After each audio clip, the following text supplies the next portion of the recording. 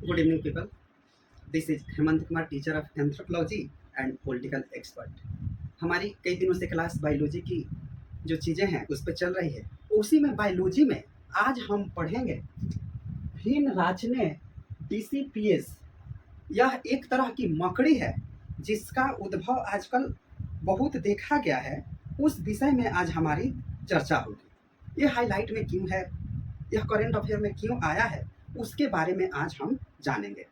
भारत जैसे मुल्क में और इस देश में पहली बार भिन्न राचने डीसीपीएस प्रजाति की यह जो मकड़ी है, जिसका मैंने ये फिगर बनाया है, यह मकड़ी भारत में पहली बार असम के कामरूप जिले में और कोकराझार जिले में खोजा गया है। जिसकी हमने यहाँ पे फिगर बनाया है, जो असम का ये कोकराझार इलाका है और असम का कामरूप इलाका है, इसमें इस जगह पे देखा गया है इस मकड़ी को। तो ये देखिए, यहाँ से तो आसाम का इलाका जो है, यहाँ से पश्चिम बंगाल का भी इलाका है, सिक्किम वगैरह का, उसके इसके नीचे मेघालय क्षेत्र है, सेवन सिस्टर जो क्षेत्र है आस पड़ोस में ही है। तो अगर इस मकड़ी का प्रकोप बढ़ेगा तो इस पूरे सेवन सिस्टर जो क्षेत्र है, सेवन सिस्टर क्षेत्र में अरुणाचल प्रदेश, नागालैंड, मणिपुर, मिजोरम, त्रिपुरा, मेघालय, सिक्किम, ये सभी इसके प्रकोप में आ सकता है। उसके साथ साथ जैसे ही ये आगे बढ़ेगा तो हम देखेंगे कि बिहार, पश्चिम बंगाल और झारखंड के इलाके में भी इसका प्रकोप बढ़ सकता है। ये भिन्न राचने डीसीपीएस है क्या, उसकी अब हम चर्चा करते हैं। इसे लोकप्रिय रूप से बर्ड डंग या बर्ड ड्रॉपिंग क्रैब स्पाइडर कहा जाता है। हम लिख देते हैं इसको क्या कहा जाता है। बर्ड डंग या बर्ड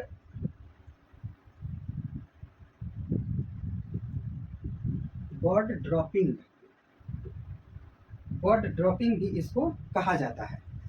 जो फिनराचने प्रजाति की ये जो मकड़ी है, यह प्रजाति मकड़ी जो पक्षियों के मल की एक ड्रॉप की तरह दिखाई देती है।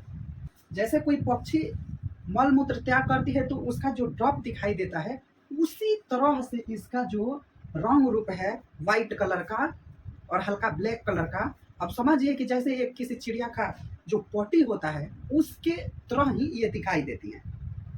यहाँ तक कि ये मल या मूत्र की भांति गंध भी उत्पन्न करती है। इस मकड़ी के शरीर से बहुत ही भयानक खतरनाक तरीके का गंध जो है वो आता है। इससे उन्हें शिकार को आकर्षित करने और घात लगाने में मदद मिलती है। साथ ही इससे उन्हें शिकारियों की नज़र से बचने में भी सहायता प्राप्त होती है। ये खुद तो अपना शिकार कर लेते हैं, परंतु इसको जो शिकार करने आता है उसको इतना इसका दुर्गंध ही आता है कि वो इसका शिकार नहीं करके उसको वैसे ही छोड़ के चला जाता है, जिसके वजह से इसका प्रकोप और इसका प्रजनन शक्ति ये और बढ़ते जा रहा है। आमतौर पर यह जो मकड़ी है, फिनराचो जो मकड़ी है, यह मलेशिया और इंडोनेशिया के जो जावा एवं सुमात्रा द्वीप समूह है उस पर पाई जाती है। अब किस तरह से ये भारत प्रवेश की, ये हमारे लिए चिंता का विषय है।